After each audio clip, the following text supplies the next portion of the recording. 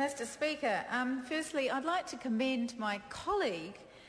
the Honourable Leanne Dalzell, for her work on this bill, a Labour bill,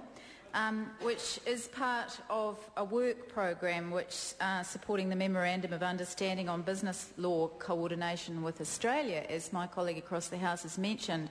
But I think it is important to acknowledge that this bill was originally Labour's bill.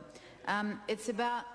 mutual cooperation, and it's been a long time coming, with the issue first being discussed by New Zealand and Australian Ministers of Commerce in 2003. And the bill was initially introduced by my colleague, the Honourable Leanne Dalzell, as Minister of Commerce on the 9th of September 2008, and it's now since been taken up by Commerce Minister Simon Power, which is a good thing. The bill will directly benefit New Zealand businesses and consumers and promote open and dynamic markets, as other speakers have mentioned, and I'm pleased to see that the government is progressing with this bill, which extends Labour's work towards supporting a single economic market with Australia.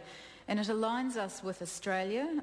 which passed similar legislation in 2007, and also complements the Trans-Tasman Proceedings Bill, which is currently at Select Committee, which focuses on the enforcement stage of regulation. And specifically, this bill provides for the Commerce Commission to use its statutory powers to assist overseas competition and a consumer regulator with an investigation, and it also sets out how the Commission can share compulsorily acquired information to assist overseas commission and consumer regulators. It also streamlines interagency investigations into unfair trading practices and anti-competitive behaviour, which I think we all know is becoming increasingly important in the global marketplace. It also strengthens the Commission's ability to share information and provide investigative assistance, which will make overseas regulators more likely to help us. And it's this mutual assistance that will ultimately promote the operation of a fair and effective markets between the two countries, which is good for both consumers and businesses. The bill also makes minor amendments to require the Commission to make refunds where appropriate and allow for fee exemptions for particular groups, including small businesses, and both the Commerce Commission and the Australian Competition and Consumer Commission, the ACCC, have advised that the constraints on cooperation are impeding Trans-Tasman investigations. And, Mr Speaker, I note that the Minister, in his speech to the House, raised a couple of issues that he'd like the Commerce Committee to consider, and I'll just reiterate those. One of them relates to whether it ought to be a requirement to have a full cooperation arrangement, government to government, as the basis for the sharing of information and investigative assistance with the overseas regulator. And the issue is whether it's necessary for that government-to-government arrangement to be in place, or to have a lesser form of arrangement which might be looked at. The other issue was in relation to exempting classes of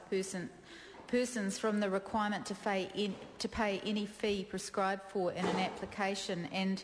as my colleague and chair of the Commerce Committee, Select Committee, mentioned, that was interesting because when she was the Minister for Small Business, at every opportunity she took ways to make compliance costs more manageable for the small to medium-sized enterprise sector,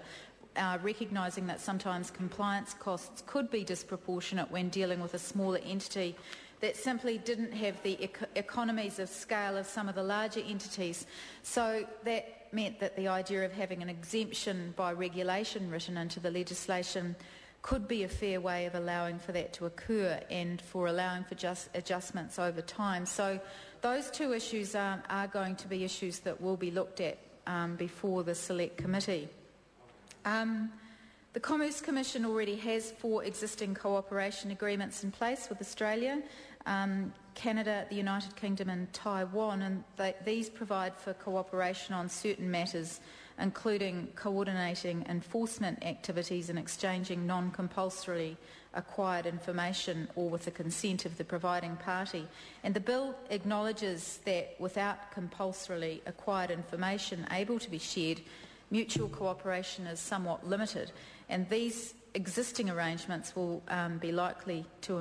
be amended to incorporate the new proposed powers. The bill amends the Commerce Act 1986, the Credits, Contracts and Consumer Finance Act 2003 and the Fair Trading Act 1986. And ultimately, the reasons for the legislation are that the international nature of transactions and territorial limits on regulators are making it increasingly desirable for regulators to cooperate to manage competition and consumer effects of transactions on domestic markets. And the Commerce Commission is currently constrained from providing investigative assistance and compulsory acquired information that it holds to the overseas regulators. So the Commission's statutory powers of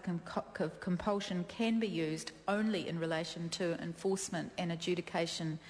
within New Zealand. So there are also legal restraints on the provision to overseas regulators of confidential, compulsory acquired information that was already held by the Commission, which in turn limits the willingness of overseas regulators to provide assistance to our Commerce Commission, as cross-jurisdictional assistance needs to be based on mutual assistance. Most overseas regulators consider the likelihood of reciprocity as a factor in determining whether to provide assistance or information to the Commission, and at present our Commerce Commission can't pass on and overseas regulators any information acquired using its compulsory powers. So, Mr Speaker, Labor believes ultimately that this bill will enable genuine cooperation between the Commerce Commission and equivalent overseas regulators. I commend the work that the Honourable Leanne Dalzell has done on this bill, and also the current Minister of Commerce, Simon Power, for taking it forward, and I look forward to its passage to the Commerce Select Committee.